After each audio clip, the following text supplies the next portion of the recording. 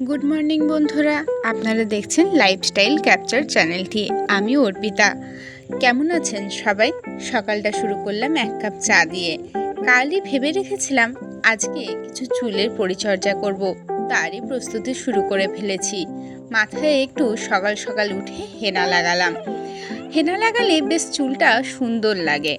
আমার তো বেশ ভালোই লাগে হেনা লাগালে, যেন মনে হয় চুলটা একটুখানি নরম হলো, বেশ একটু সিল্কি হলো।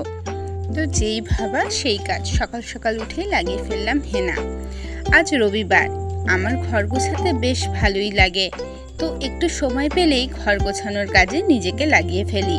হেনা লাগানোর পর চুলটা তো একটু শোকাতে হবে, তো সেই সময়টুকুতে ঘর একটুখানি যতটা সম্ভব গুছিয়ে ফেললাম।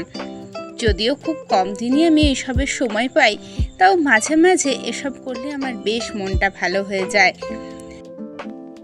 বিছানায় বেশ সুন্দর নিজের পছন্দ মতো একটা চাদর পাতলাম। এই চাদরটা আমার বেশ পছন্দের, তো যখন নিজে ঘর গোছানোর সুযোগ পেয়েছি, আমি আমার পছন্দের চাদরটাকেই বিছানায় পেতে ফেলছি।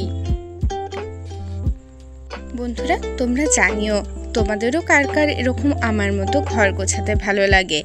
আমার তো ঘরের চাদর, পর্দা এগুলো পাল্টালেই যেন কোথাও মনের মধ্যে একটা অদ্ভুত ভালো লাগা তৈরি হয়। আর যদি তার সঙ্গে অ্যাডিশনাল হিসাবে কখনো কখনো ঘরের রঙটাও বদলে যায়, মনটা এমনিই যেন ভালো হয়ে যায়। এরপর চলে গেছিলাম স্নানে। স্নান সেরে চলে এসেছি। সারা সপ্তাহ একটা ক্লান্তি দূর করার জন্য এরকম একটা রিফ্রেশিং বাতের খুব দরকার। আমার তো বেশ ভালো লাগে। আজকের জলখাবারে ছিল সেই ছোটবেলার পছন্দের ম্যাগি। আজকের এই মিনি ব্লগটা এত দূরই। কেমন লাগলো জানিও তোমরা বন্ধুরা।